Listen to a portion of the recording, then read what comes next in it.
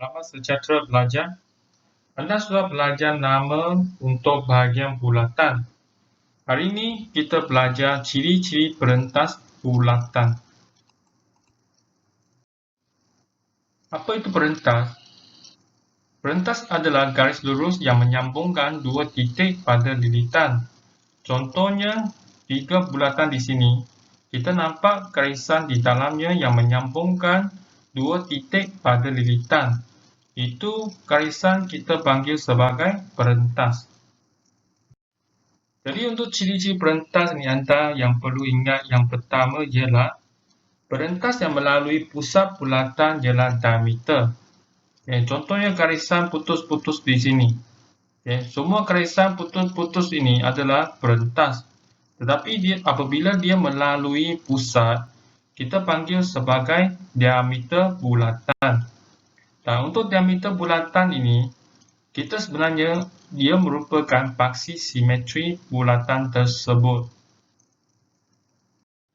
Ciri yang kedua ialah apabila kita lukiskan satu jejari ini dari pusat sampai ke perentas ni tanpa membentuk 90 darjah, dia akan membahagikan perentas kepada dua bahagian yang sama panjang.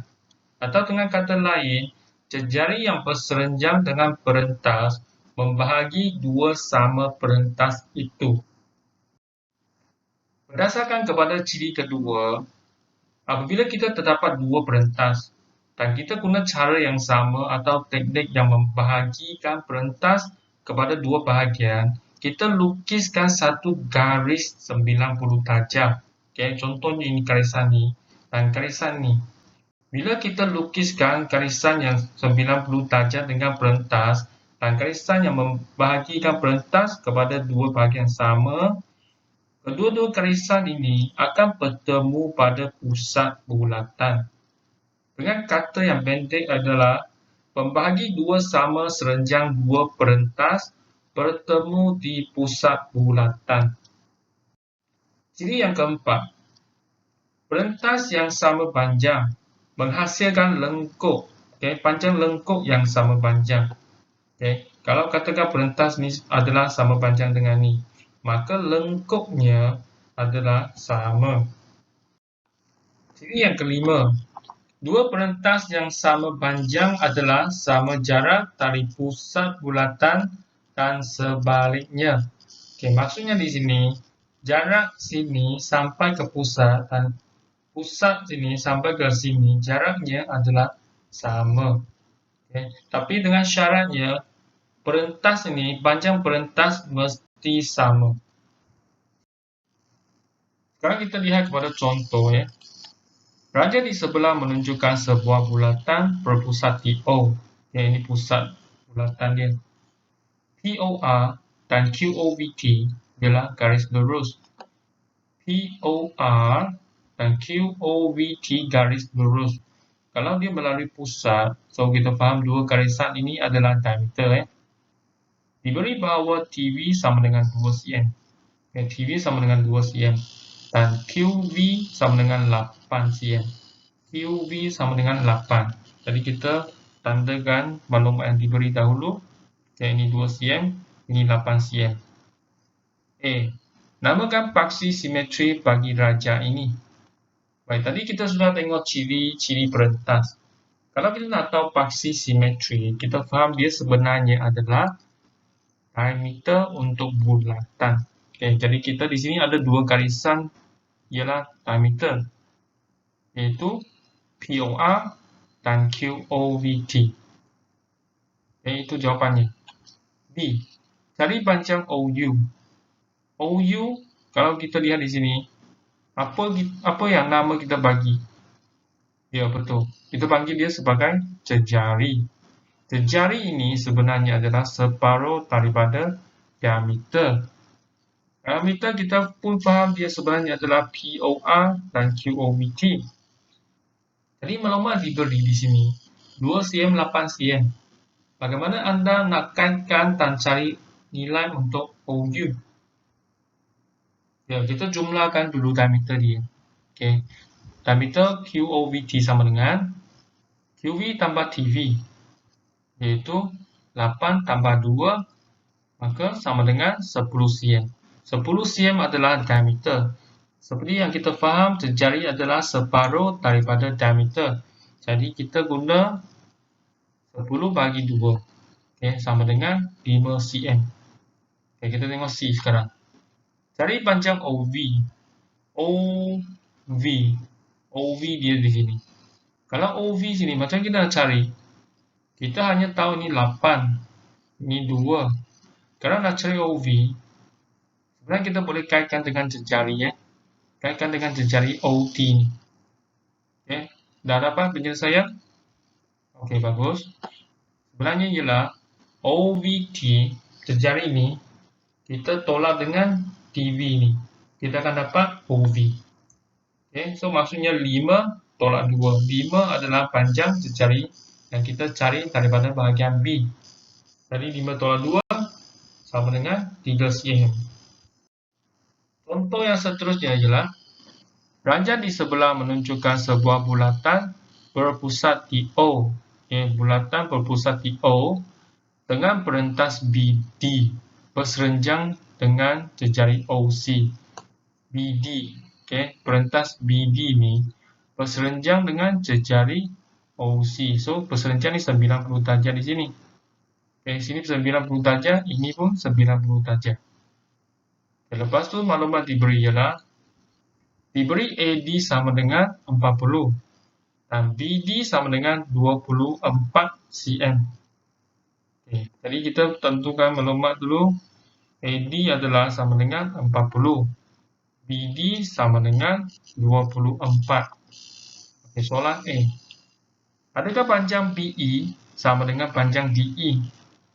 BE sama panjang dengan DE. Okay, jelaskan. Mengikut ciri-ciri perentas, kalau kita lukiskan jejari melalui perentas ini tanpa membentuk 90 darjah, adakah BE dengan DE sama panjang? Ya, dia adalah sama panjang. Okay? Sebab dia berserenjang dengan perentas membagi dua sama perentas. Okay?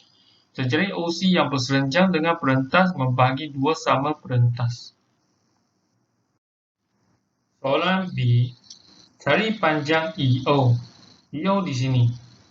Jika anda nak selesaikan soalan B ini, ada 3 perkara yang anda perlu faham, perlu nampak.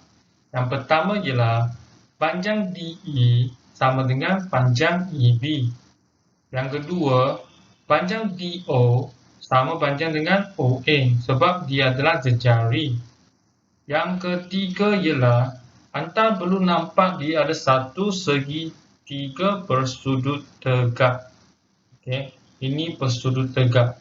Sebab kita nak gunakan teorem Pythagoras.